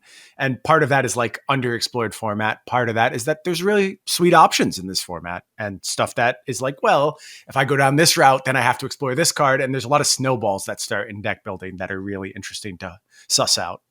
Yeah, we're kind of at the point where Pioneer was. It's not as exacerbated as Pioneer was, where it's just like, okay, I can build 100 decks easy for this format. And now we're at the point for Historic, especially with Field Gone, where you get to start piecing together all of these cards from various formats, and it's interesting, even though it's like the same game pieces. Mm-hmm. And then there's random Phyrexian Towers, which is just, again, right. What the hell? But, Indescribable Phyrexian Towers. No reason they should exist. Okay, so do you think Phyrexian Tower or Stitcher Supplier is going to get banned first? Stitcher Supplier feels like it will eventually fuel a lot of different broken things. Phyrexian Tower mostly points to the same endgame, but as I say that, I'm like, well, now there's God Pharaoh's Gift and Citadel. I don't know which is more powerful.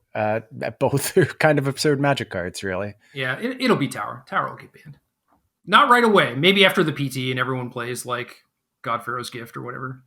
I'll say this. They only have to give you back common. Is it common or uncommon? Uncommon, I think, wild cards if they ban Stitcher Supplier. If they ban Phyrexian Tower, they have to give you rare ones. So always got to preserve those wild cards under all circumstances. Oh, yeah. This goes back to like 50 minutes ago, but one of the things I wanted to bring up was like remember when you would have to spend 2x the wild cards to Yes. craft a historic card or whatever? Yeah. I would be bankrupt. I would be absolutely bankrupt. Yeah, there's no way that you could really even make content on this format, right? It's someone's like, I want you to stream a new deck, and you're like, I literally can't. It would cost me hundreds of dollars. Yeah. It's not a cheap format as it stands right now. I will tell you that. Yeah. Oh well. Other stuff in the format. I guess back to mono red a little bit. I do think that this deck is very good. Ferocity is a pain in the ass. It is not ban worthy. There are, a few cards that are still more powerful than it or whatever. But that card messes up like a lot of different archetypes and a lot of the common ways for them to like play back at mono red. Mm-hmm.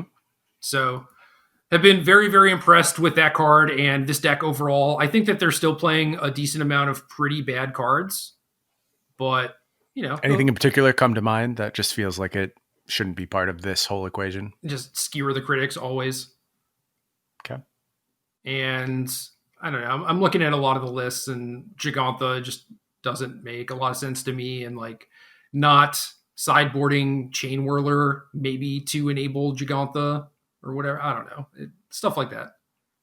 Word. I have no real strong opinions on mono red. I've played it a little bit. I just leave that to people better suited to make those calls than me. It's funny. Like, obviously, Lightning Bolt would go in a lot of different places, but Wizard's Lightning is just Lightning Bolt in this deck. Yeah. You have a lot of wizards. And Shock is fine. Light Up the Stage, very good. Frenzy, busted. Raminap Ruins, overrated, I would say, just in general. But yeah, okay. Overall, like... You're always playing it, though. Like, you say that, there's no way you're leaving home without 4 copies. Well, I could see metagames where you wouldn't play 4. If you're trying to like play Chain Whirler in a sea of mirror matches or whatever. But okay. Yeah, default is 4 for sure. But for the most part, this deck just has all good cards, except for things like Skewer the Critics. When mono red gets to that point where you're just happy to basically have any of your cards at any point of the game, you're in a nice spot. And then things like Ferocity, where it's just like a main deck way to give you percentage points back against people who are really trying to beat you. Just the sacrifice decks, adding Wild Growth Walker. It's just like, come on, like this deck is obviously very, very good. Yeah. And what else? I don't know. There's like a lot of other decks too where I want them to be playable, but just can't be given the state of the format. Where are you on auras right now? I think that was the deck that really showed up during the first Mythic. What do they call them? Mythic Showdown? Mythic. Is it even called Mythic? Arena Open? Is that what it's called? Yeah, there's the Open. You're right. Okay. During the first Arena Open weekend, it felt like that was the breakout deck, and then Field blew everything up. And now is there space to go back to auras at this point? There is, for sure. I think that's one of the better decks in a vacuum, but that's one of the decks that definitely suffers from the control decks being like straight blue-white instead of Uro ramp. Yeah. Because then you have more things like Seal Away and Cast Out that you wouldn't necessarily have in your ramp deck, but you would have in your blue-white control deck. So it's a little bit more difficult to actually build a battleship. And I think building a battleship was also very good against Field of the Dead, and it's less good against all the aggro decks and like Priest of Forgotten Gods and stuff like that. Yeah, I was murdering that deck as at the time I was playing Jund Sacrifice pretty exclusively, and it just felt very, very easy. But the Sacrifice decks have moved away from a lot of those setups. Yeah. So that tells me there is a good window for auras to come back, to say nothing of like Field of the Dead, where it was also kind of a challenging matchup for them too. So I played mono white auras in the Open, and I got worked real hard by Rakdos because they had Claim the Firstborn and really consistent Priest of the Forgotten Gods. Like their curve was a lot lower, so the turn after they play Priest, they're going to be able to use it instead of like play my Jade Light Ranger or whatever. Mm-hmm. And Claim the Firstborn certainly got me. But now, I don't know. I'm not sure if it's better or worse against the Citadel versions because maybe they can't interact with you as much, but you can be doing your Curiosity thing and Core Spirit Dance Ring and building this win. Yeah, building this big board, and then they just fireball you for infinite, and it's like, oh, okay, So yeah, you probably need some sideboard shift in that scenario because I think you have access to a fish deck if you want it. Right. And if they aren't able to juke into a new setup, I think you'll be advantaged in post-board games against the pure Citadel decks. Yeah, so maybe you're not focusing on protecting your battleship. You are more focused on spell piercing their company or their citadel or whatever. But yeah, I mean, then you run the risk of just having like an anemic beatdown plan and not being able to get over like a 5/7 wild growth walker or something. True. So Yeah. it's kind of tough. But yeah, one of the decks that I wish was better are just things like mono blue. But the way the format's set up right now, I just don't think it's possible. Like Thoughtseize also just kind of beats up that deck pretty bad. Yeah. Yeah, there's good counterplay to a lot of the curiosity reliant decks beyond just the Rakdos stuff. Even stuff like Innocent Blood lines up very well against what they're trying to do in a lot of scenarios. So. Yeah, I was going to say, I can't wait to Innocent Blood someone when they have a dive down. It's going to be so nice. Feels good.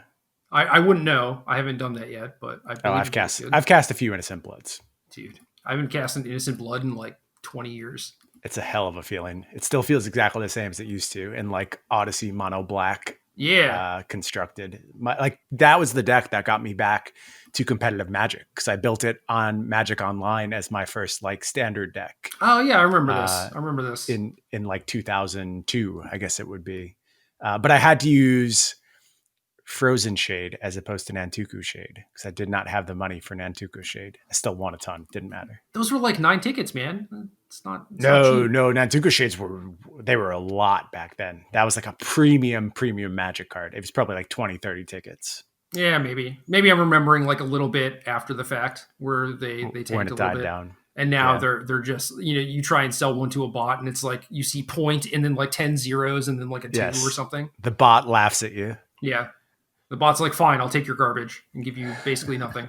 But yeah, man, there's a lot of stuff to explore for sure. And I'm looking forward to getting some more reps in with the decks in my article. And if y'all want a place to start that is not like the tippy top tier 1 stuff, like definitely check out the article too. And I'm sure if any of the decks overperforms for me or whatever, we'll be talking about it in the future. Sounds good to me. Question time? Question time. So this week's question comes from Connor O.D.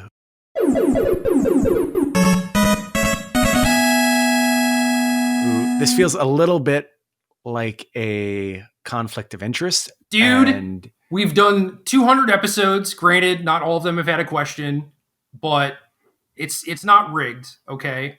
Just because we're answering Connor's question. That is true. This is our editor, Connor. Maybe you could add in some dramatic flair as we announce your name or some kind of like trumpets going off or something exciting to celebrate your victory.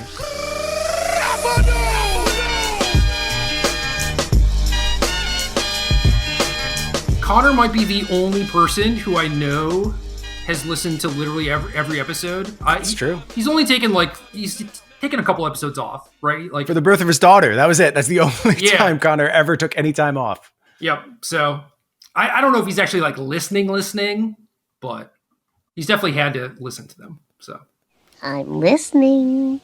We'll see based on how well he adds flourishes to his name being announced here. But anyway, Connor would like to know, does Magic have too many formats? And this gets debated back and forth all the time.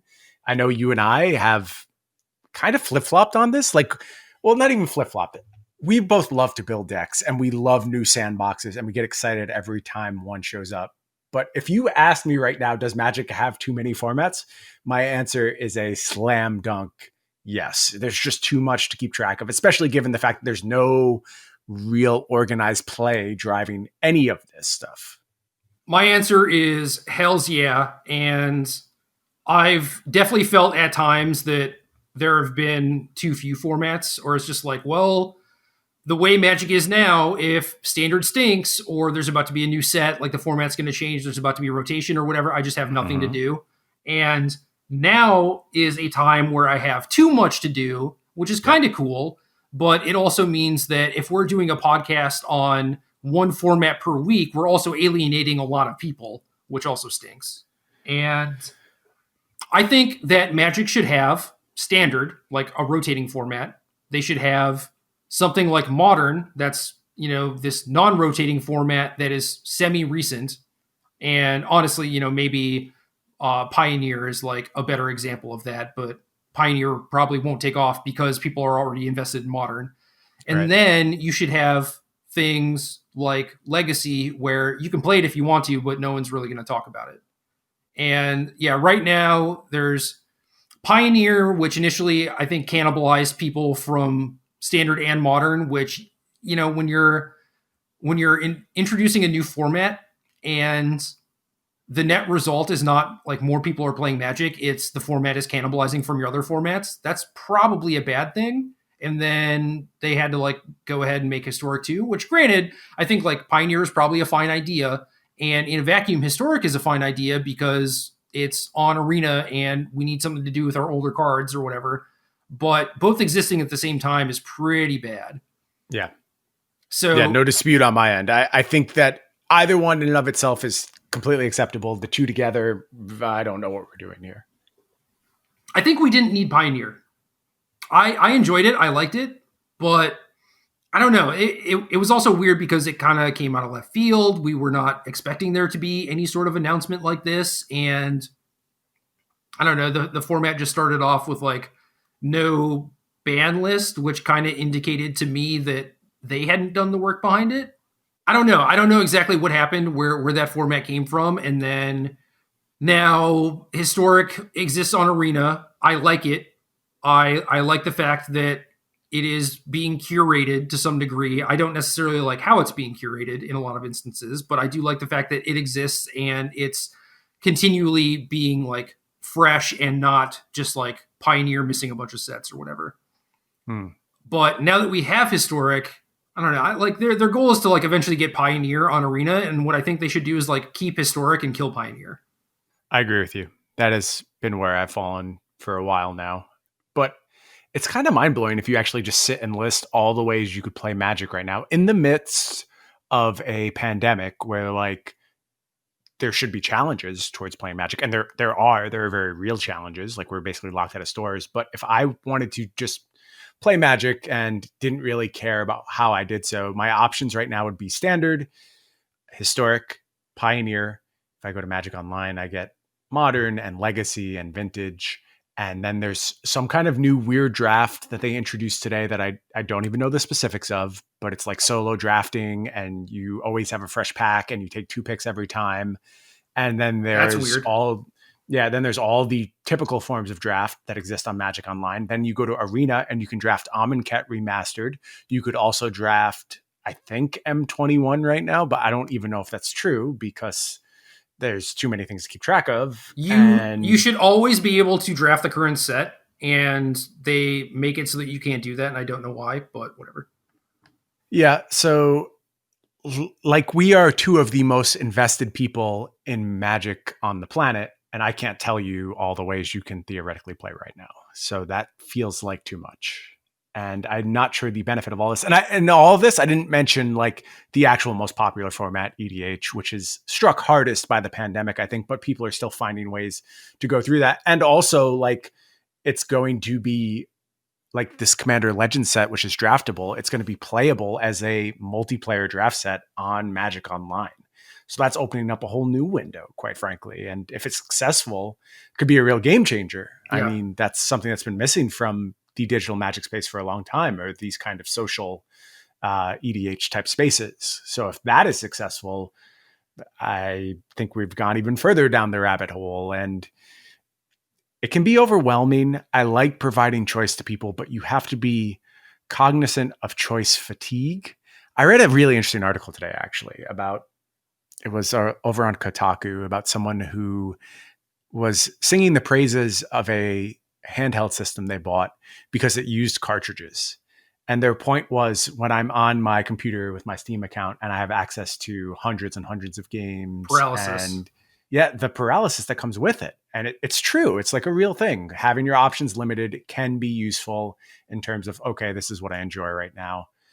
You know, like I said, I've made arguments the other side too, where I've tried to say we should have block again because there should be multiple ways for people to explore cards. And you want people to get as much value out of their cards as possible. Maybe part of the problem is that all of this is congealing around a lot of the same cards right now, given elevated power level.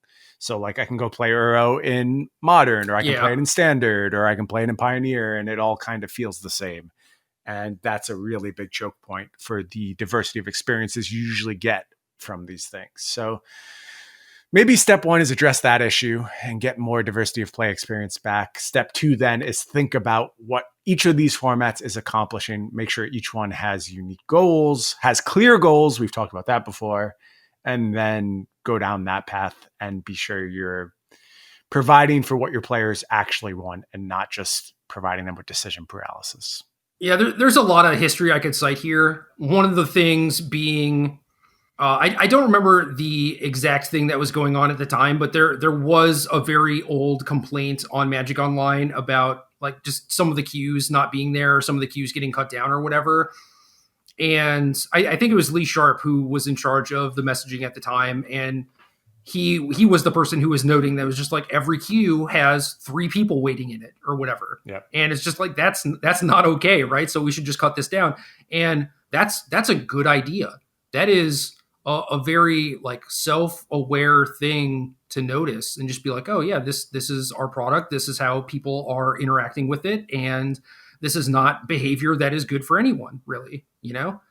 And they took steps to fix it. And now it's weird. It's like there's no real life tournaments, but there's Magic Online and Arena, and they're both offering different products. And not even like double masters and the current set and the commander stuff and like the cube stuff and the weird drafts and whatever. But it's just like Arena is faster and Magic Online is a little bit slower. There's all these different constructed formats, and there used to be a PTQ system to guide people. It was like, right, if you are playing in PTQs and you're trying to qualify, you're on that grind. Well, it's standard season, and basically everyone is playing standard, right? So important. And yeah, that's huge. That is getting everyone in the same queue. That is making it so the content has a concrete narrative. And it means that basically everyone who's invested in Magic is like all kind of doing the same stuff. It's like if I'm like working on Modern for some reason and I want to talk to my friends about it, but like one of them has a Pioneer tournament coming up and the other one has a Standard tournament coming up, it's like that sucks, right? And I think that when paper comes back, that will probably remain to be the case, if not get even worse, especially as, maybe Arena's like OP shrinks a little bit or whatever. But I don't know, Magic Online has that same problem too, where it's like, okay, I have this weekend free, I want to play in some PTQs. Well, there's a Standard, a Legacy, and a Modern one. It's like, well, how the hell do I like prepare for all 3 of those? Yeah, I'm about to go full old man yelling at clouds on you. Before I go down that path, I want to wrap back around to our earlier themes of Magic being all about more, and right, kind of profit now. Like this all shapes into that, right? Because if you have more formats, you can sell cards to each of those players. Right. It's like I have to buy a Standard deck on Magic Online or buy a Pioneer deck on Magic Online. And it's like, well, joke's on you, card hoarders. Yeah. but yeah, they're trying, right? And certainly when it comes to paper Magic, that is definitely true. Yeah. And I think, again, that's the thing. Short term, you get a lot of buy-in. Long term has some negative effects on your player base and could cost you over a period of many, many years. But the goal is to sell products to all these people. That's why I think that's part of the reason we saw the shift in power level. Like you wanted to sell cards as Modern playable. And that's a good goal. I mean, we certainly know that was a goal, right? There was Modern Horizons. That was very clearly the goal of that set. It had no other goal. So it's fine. It just got a little out of hand and went a little fast and tried to do a little bit too much too soon. And that's the problem with all good goals, is if you carry them to extremes, they get problematic. And that goes nicely to my point when I go full old man yelling at clouds. The virtue of the internet and like media on demand on shared human experiences is that none of our experiences match up anymore.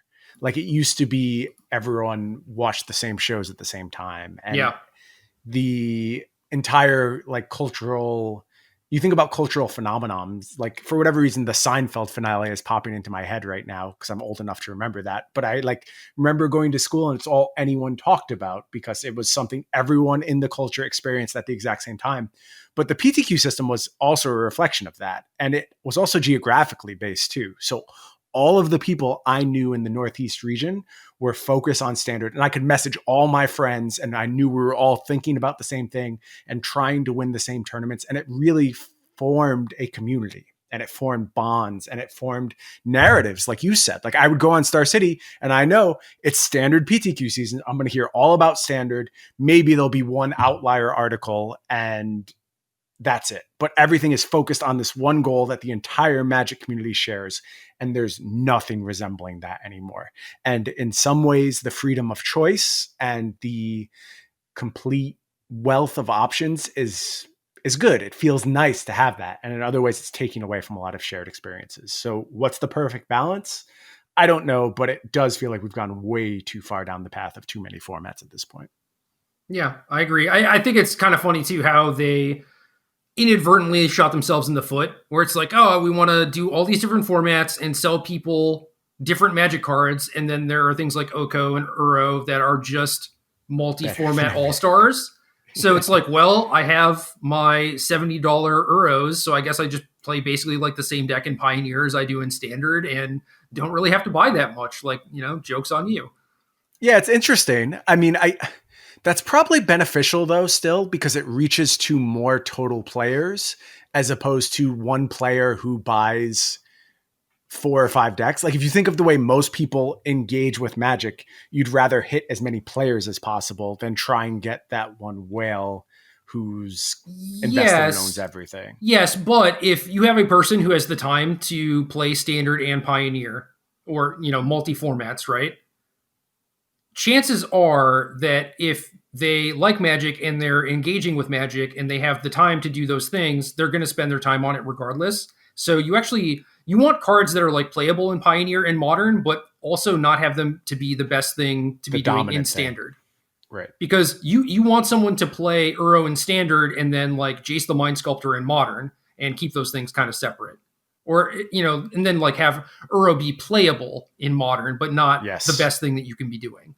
So yeah, you want to touch the fringes of the format, and occasionally you have a breakout star. Like Arclight Phoenix was the perfect example of a breakout star, I think, that just very much, I won't say took over, but I guess it did for a while. It took over Modern for a period.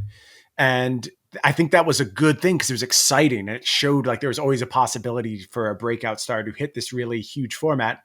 But then, like I said, after that point, every set was Modern Horizons and just completely warped Modern around it. Yeah. So I think it is kind of weird. I feel like there being things like Uro that is the best thing in Standard and probably the best thing in Modern is not good. But if it's Arclight Phoenix, where it's maybe the best thing to be doing in Modern and solid in Standard, then that is way better. Because someone else isn't going to be like, oh, I'll play like this tier 2 Is It Phoenix deck in Standard because I have the cards for Modern. It's like, no, I'll just get a different Standard deck, right?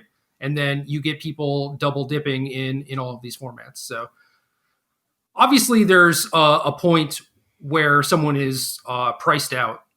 And I think a lot of that happens when it's like, well, talk about like the third format or whatever, or talk about people having paper collections for multiple formats and then arena collections for multiple formats and stuff like that. At that point, you start to lose people, and then not everyone is engaging in everything. And then that's where you have those social disconnects. And then that is what takes away from the thing that people like so much about Magic, Yeah.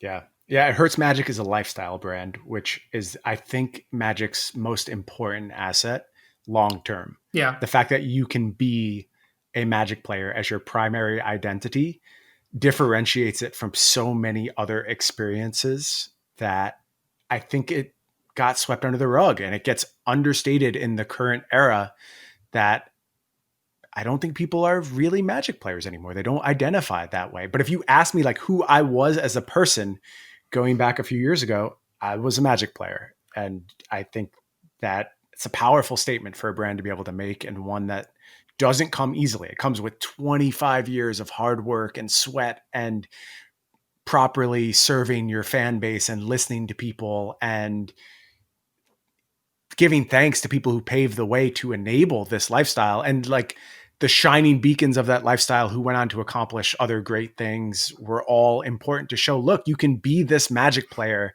and still be John Finkel or whoever, is a Magic role model of yours. You could still go on to do these things. That was so valuable for the brand. And I don't know how you get that back under the current circumstances.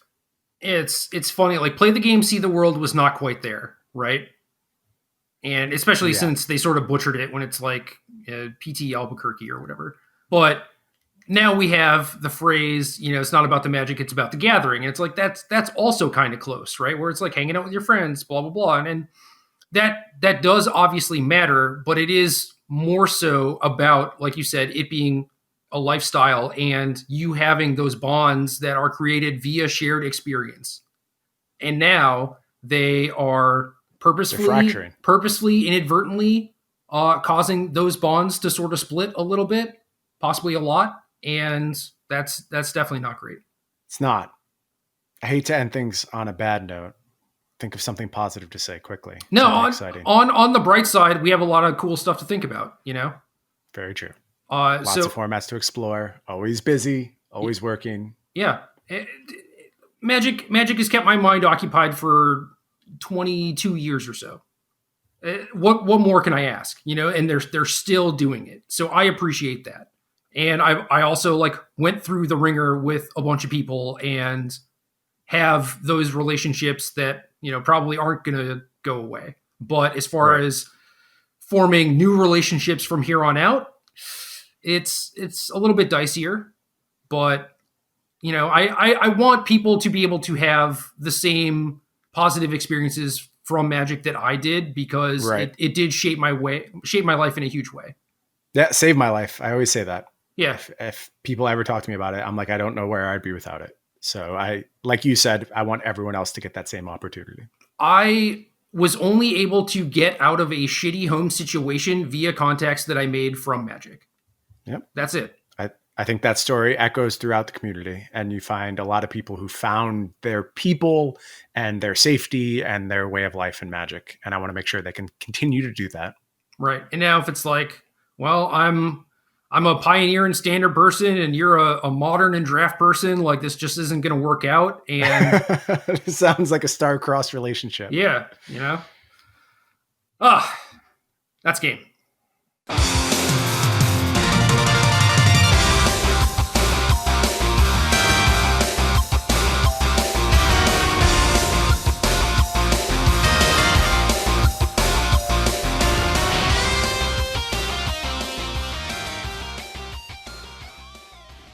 Good luck.